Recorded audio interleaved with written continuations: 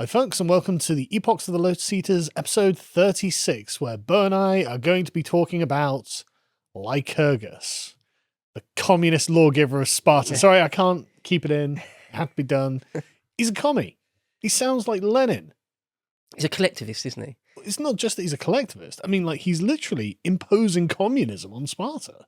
It looks and sounds very much like communism, doesn't it? It's incredibly like it. Not even social, full-blown communal living, no property, all sorts of stuff like that. Exactly, yeah. Nobody owns anything. Everyone's like allocated a certain plot of land from the state, which the state owns.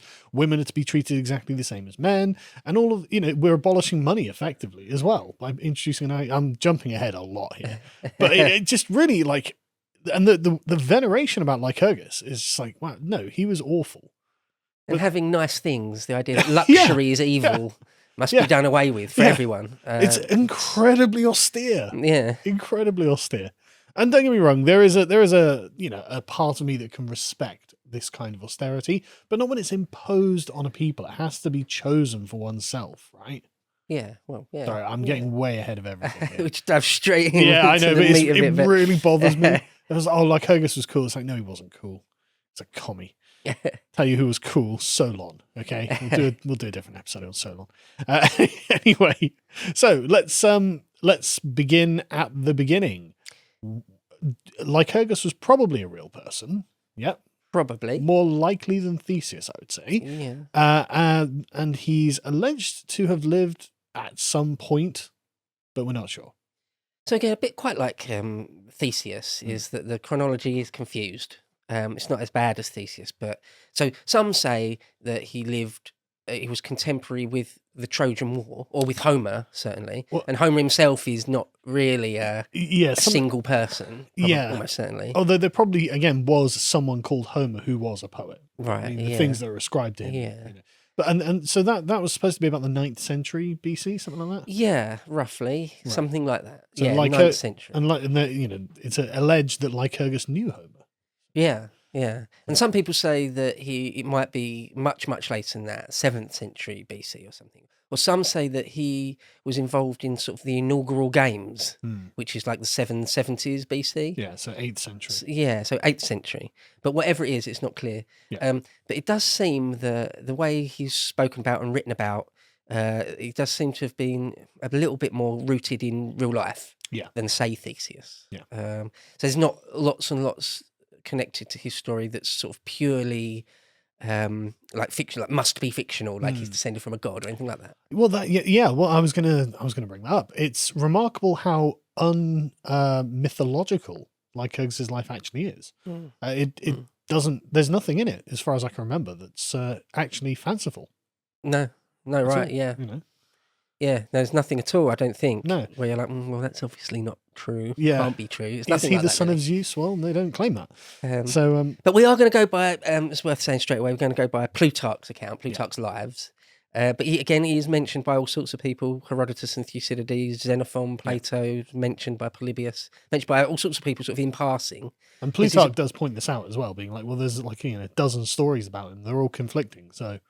what am I supposed to take from this? And again, like Theseus, Plutarch will mention historians that are now lost to us. Like a couple of times he mentions a Spartan historian who, is lost. Yeah.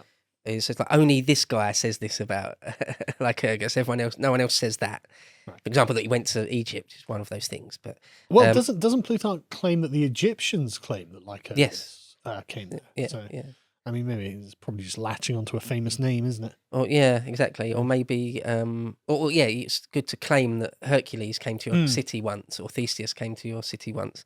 Apparently in Egypt, it might be where he got the idea of a standing army. But again, it doesn't really make any sense, does it? Well, particularly. Doesn't it? Well, no, didn't Sparta have a standing army before him? He reformed all sorts of military things, but it's not like he was the first one to have the idea that they should have a standing army. All that was already in place. Was it though? I'm not sure that's true. Is it not? I don't know. Like, I believe so, because he reforms things. The idea that a full citizen will be a warrior and all the field work's left to the helots and stuff. All that was already there. Well, I don't know if it was, because the helots, were they not conquered in like the 6th century BC?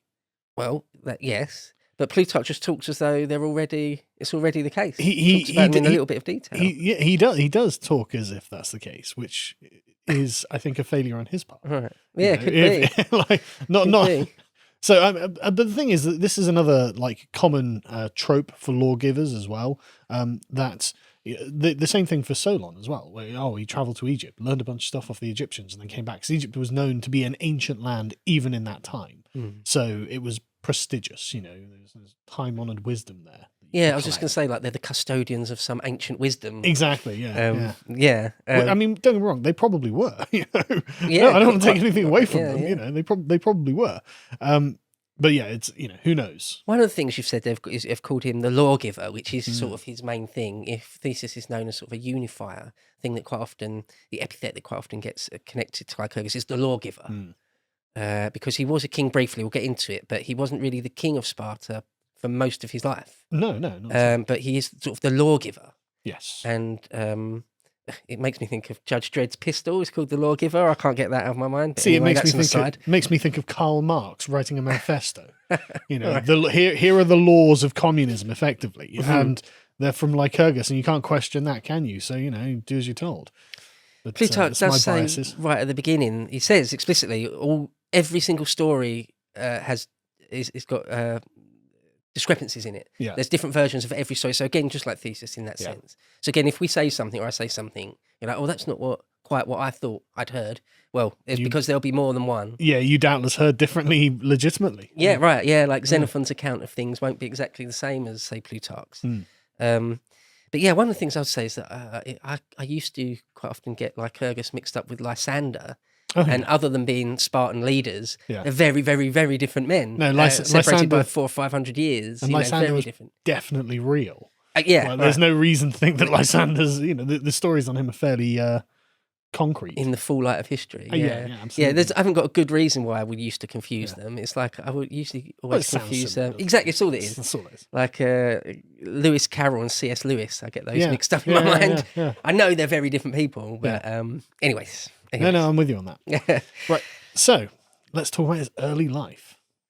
Okay, so his father was the king of Sparta, and I've got to pause on that. Right, okay. So I thought Sparta had a dual kingship. Right. So he was a king of Sparta. Yes, but Plutarch doesn't ever mention. Right. Yes, there's another king. I was going to bring that up, and yet, I thought that the Spartan dual kingship was something that went back into the mists of time, and so Plutarch, you seem to have dropped the ball here. Yeah. We don't know. We can never know really if that was deliberate or not. But he makes out as though there's a single king. Yeah. It's concerning, that, isn't it? Because we, in other times, he talks about the dual kingship in his lives. Oh yeah. Because it's not like he didn't know that Sparta had two kings, and so at some point, either the Spartans have decided to inherit a new king from I can't remember, Eurypontid, and I can't remember the names of the families that the kings came from, but they're both meant to be descended from Hercules, and they're meant to, literally go back into sort of the Trojan era, right? And so there's no way that at the time of Lycurgus, Sparta didn't have a dual kingship. So it sounds like it's a myth that's been stolen from somewhere else. Wow. Because there's the king. It's like in the Bible, it's like, well, the gods got together and then did it. Well, I thought you said there was one god. So, yeah, good point. Yeah. We didn't nick this from the Babylonians or anything. It sounds like that to me, Yeah, well, yeah, you can sort of fill in the gaps that way for sure. I just don't know. I feel like he definitely knew, so no question about that, whether Plutarch knew there was supposed to be two kings. Yeah. I feel like for whatever reason, he has picked these particular stories and just omitted it. Just left it. Just a convenient tale, I suppose. Yeah, I suppose it's a tiny bit lazy on his part not to mention it, or it's kind of inexplicable. It's surprisingly uncritical, though, because Plutarch in other ways is quite reflective and self-critical about the stories he's telling, and so it's bizarre that you get a very propagandistic story. Yeah, it's obviously not true. And it will quite often say, there's this account, but I don't think it's all that good. Or this account, I think it's reasonably good, but I'm not sure. So he's got a kind of a modern sounding take on historiography to a degree. I mean, to a degree. But here it's just omitted. He just says, here's the story of the one king, and that's it. I think perhaps it's pure speculation. This, but in Plutarch's mind, he didn't want anything to detract from Lycurgus, Possible. and so he'll just do this. Because this is fan fiction for Lycurgus the communist. Yeah. The party says there's only one king, comrade. No, I'm joking. I'm going to try and set aside my biases now. My pro-Athenian bias. So the story was that his father, the king, was just stabbed in a street fight to death. And so Lycurgus had an older brother who inherited, and a queen who he'd got pregnant. But then he died, and Plutarch doesn't tell us why. He just says he died. And so then it passes to legitimately Lycurgus, who then rules for about 8 months as king. But then when his nephew is born, he effectively abdicates in favour of his newborn nephew and acts as more of a regent rather than a full king. Yeah, because the nephew has a more strong lineal claim. And so the moral of the story is that Lycurgus is abandoning the absolute power of the kingship on principle. He's being noble. And this, again, is not a new or unique story. I mean, this is what Cincinnatus is said to have done for the Romans, things like this. And there are, lots of examples of people being venerated for handing back power when they didn't have to. And so it's interesting how that's also in the story of Lycurgus. I just find that fascinating. Yeah, being just. Like Cincinnatus being elected dictator, absolute dictator, and giving it up after 10 days. Go win a battle, come home and give it up. Yeah. I mean, that goes through even to the age of Augustus, where it's a sham. But he'll go before the Senate and say, I renounce all my powers. And they say, well, you best have them, actually, indefinitely. So, I mean, it's the opposite of Richard III. It just sprung to mind. Richard III murdered his own nephews in order to... Good point. In order to remain being king, whereas Lycurgus does the opposite. But nevertheless, Richard III wasn't a commie. Yeah, as a regent, though, he would have still had. Well, his authority was kind of unquestioned. But no, again, it's sort of a noble thing. And then the next sort of stage of his life is his travels. This is kind of up for debate a little bit. Yeah, the reason he goes on his travels is so if anything happens to the nephew while he's a boy, then Lycurgus can't be held accountable for it. Yeah, well, there's that also, He can't be accused that he did it. He wasn't even in Sparta. What was I supposed to have done? Yeah. And so he goes off for like a 20-year journey around the Mediterranean. The Eastern Mediterranean. Anyway. Yeah. And as we already mentioned, he may or may not have gone to Egypt, but they all seem to agree, or more or less agree, that he did go to Crete. Yes. And there he found relatively... I was going to say Spartan, but people that were, what's the word, austere? Disciplined. Yeah. Not extravagant, not in love with pleasure or luxury. Fellow Dorians, I believe they were. Right, but it's hard to believe that from the Minoan culture, which was extravagant and commercial, you end up with a culture that has no interest in commerce at all. Yeah, or very Sparta. little. Yeah, the Dorian sort of austere Dorian culture. Yeah. It's another parallel with communism, isn't it? The way you use money. We'll get into that in a sec, I guess. So apparently when he went to Crete, there was lots of things there that he learnt which he liked and would take back.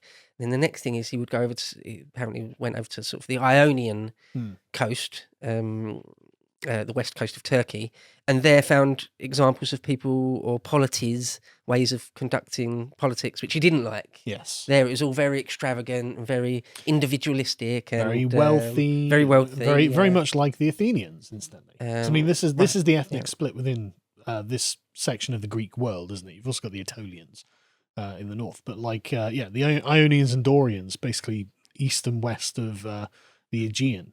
And I mean, they obviously have a kind of ethnic character to them, because wherever you see the Dorians, they are all basically stolid, dull, uninspiring, communistic. Sorry, I'm going to stop going on about it. But the Ionians, everywhere that they're presented as being very interesting and active. The philosophers always come from Ionian cities, and they're very much open and out in the world and things like this. It's a very interesting contrast of these two coexisting cultures in the Greek world. They're both recognized as Greeks. They just have very different ways of looking at the world, though. No, absolutely. It's funny where you get a culture or a civilization that is very, very austere, should we say, for want of a better word, but it kind of kills innovation. Oh, totally. And this is exactly what happened. I mean, Lycurgus sort of does away with all artisans, Yes. all art. Yeah.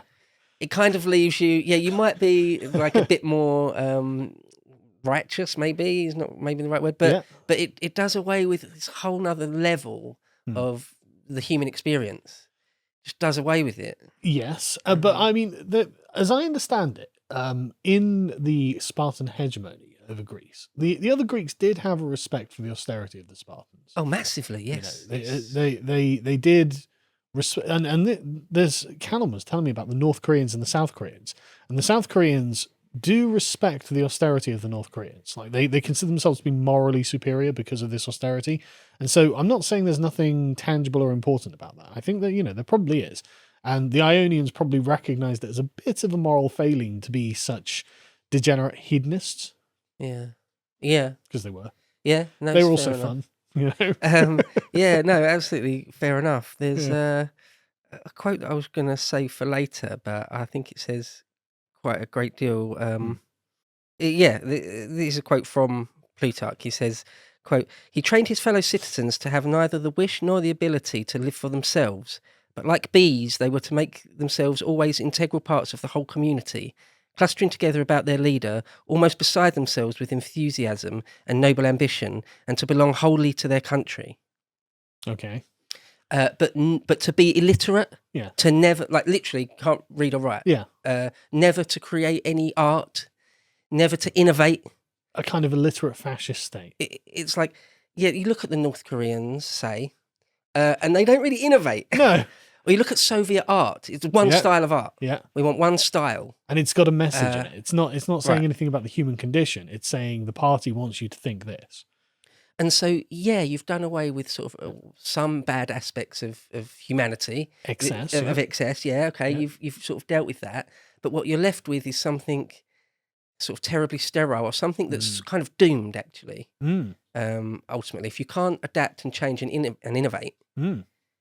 What are you really? You're like a worker bee. There is a reason. A mindless bee. There is a reason that Athens is the capital of modern Greece and Sparta is a tiny village near the ruins of a city that people never go to. There's not a train line that goes from Athens to Sparta. Like, I went to visit Athens. Really? I went to visit Athens in like 2012, and I was there with an ex-girlfriend, and I wanted to go and see the ruins of Sparta, of course, and I had to ask around. They were like, "Oh, Sparta. Oh, okay. I mean, you'll have to rent a car and drive." And I was like, "Okay, don't worry about it then." If I thought I'd get on a train and go over there, but no, it's just a rural backwater. That's an interesting thing to know. Yeah, I used to work with a chap who grew up in Sparta, quite literally, really, in his back garden, and ruins and things. Yeah, he showed me a picture of his home. Oh, that's awesome. And there's just all ruins surrounding his house. Unbelievable, really. Incredible stuff. I'd love to visit, even though I understand there's not a fantastic amount to see. There are a few ruins, a few footprints of things, but there's nothing like the Knossos, for example. Nothing like that. It's exactly as Thucydides predicted, though, isn't it? Right. And for anyone who doesn't know, Thucydides was like, look, if Sparta ever falls into ruin and the people are gone, nobody will believe it was as powerful as it was. Just looking at the ruins, because there's nothing there. Because it was a bizarro, austere communist ethno-state. Well, with the worker bee thing, Plutarch mentions it a couple of times. Yeah.